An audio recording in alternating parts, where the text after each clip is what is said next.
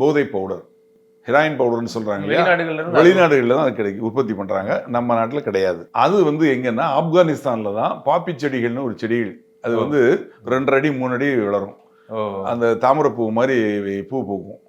அதை வந்து பயிர் வச்சு அதை அறுவடை பண்ணி அதை பவுடர் ஆக்கி அது கூட கெமிக்கல் கலந்து அதுதான் மெத்தாபெட்டமின், ஆபெட்டமின் அப்படின்னு வரிசையா இருக்கு இல்லையா, அதுல வந்து ஹெராயின் பவுடருங்கிறது தான் டாப் குவாலிட்டி.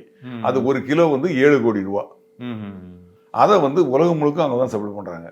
இந்த கஞ்சா வந்து நார்த் ஈஸ்ட் ஸ்டேட்ஸ்னு சொல்லுவாங்க, மணிப்பூர் அந்த அந்த பகுதியிலும் விளையுது, மலைப்பகுதியில். ஆமா, அதுல வந்து குவாலிட்டிஸ் இருக்கு. இந்தோனேஷியா அங்க மணிப்பூர்லாம் வந்து ஹை குவாலிட்டி கஞ்சா.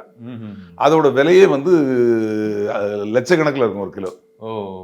அதுவும் இங்க வருது, அதுவும் கிடைக்குது, இங்க வருது. அதுக்கு இப்போ பிடிபடுறதுல தெரியுது, இங்க உள்ள இன்ஃப்ளோ இருக்கிறது தெரியுது. இப்போ இந்த ஹெராயின் பவுடர் சொன்னோம் இல்லையா, இது வந்து வெளிநாட்டு மூலமா எல்லாமே உள்ள வருது. இதே சமயத்துல இதை கெமிக்கலா வரவழைச்சு இங்கேயே தயாரிக்கிறாங்க சில இடங்கள்ல. டெல்லியில அது மாதிரி தயாரிக்கல மாட்டாங்க, இங்கேயும் சில இடங்கள்ல மாட்டாங்க. ஆமா, அந்த ஹெராயின் பவுடர் வந்து அங்கிருந்து வர வழியில முந்திரா துறைமுகம், அந்த துறைமுகத்தை மூடிட்டாங்க. 30,000 கோடிக்கு பவுடர் வந்தது. ஆக இது ஒரு பெரிய நெட்வொர்க். அது இன்டர்நேஷனல் நெட்வொர்க், இது நேஷனல் லெவல்ல நெட்வொர்க். ஆனா தமிழ்நாட்டுல எதுவுமே ப்ரொடக்ஷன் கிடையாது.